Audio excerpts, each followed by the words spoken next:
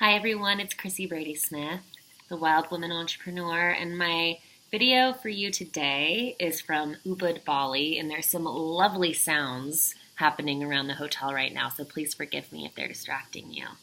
Today's video is titled How to Feel at Home Wherever You Are in the World. So you might not know this about me, but traveling has been historically pretty hard for me. Gearing up for a trip is really scary. I have all these anxieties that show up both before, during, and after these trips. And I'm finally kind of dissecting why and understanding why, and I want to tell you. So, as a child, traveling was really hard. I would go on my mom's business trips. I would get really super sick on the planes. I would throw up the whole way over to Europe or to Australia, wherever we were going. And then I might have been taken off the airplane in a wheelchair. I might have received medicine that made my nose bleed. It was just like, it was kind of hard for a little girl to handle that. Some needs weren't met. That's kind of what a trauma is. And then another big trauma happened when I was 21. After studying abroad in Barcelona, I was traveling around and doing what 21-year-olds do, is getting drunk. And I got very drunk one night and was most likely roofied because I woke up the next morning not remembering anything, but I was very clearly raped.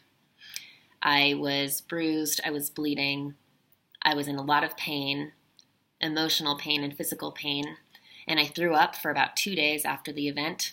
And I promised myself that I would never tell anybody this because it was my fault. I decided that I was a terrible person, that I didn't have innocence anymore, and that no one would ever love me if they knew the truth about me. And I went down a very dark road after that for about 2 years of holding in this secret where the secret consumed me. Every choice I made, this darkness would slip out in really sideways ways. It was a dark time.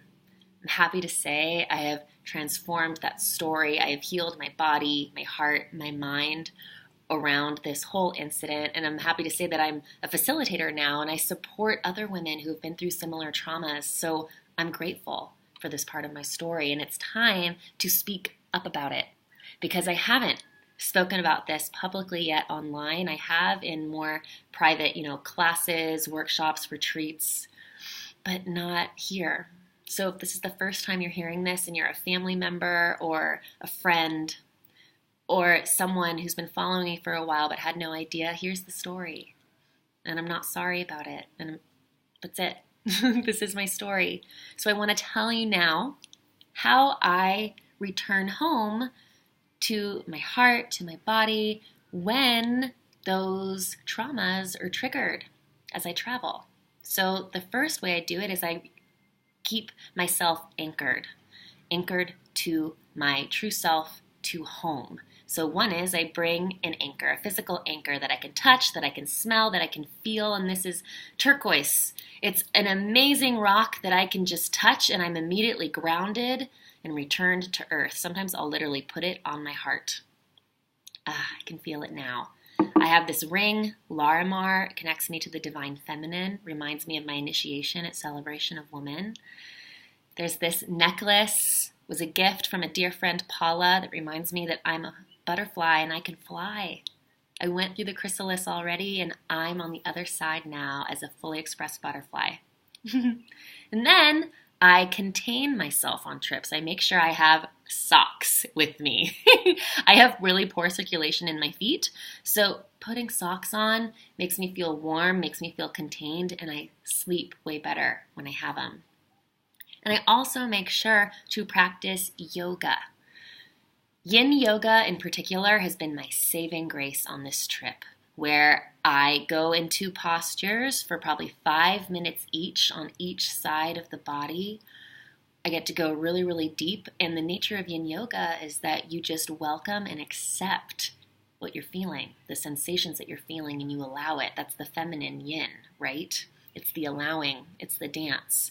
Well, yesterday in yin yoga barn, I was in this one posture that was opening up my hip flexor, and the hips store a lot of trauma and the fight or flight response specifically, and I was there. I was about to head into this trauma vortex of hysteria where I wanted to punch the teacher. I wanted to run out of there.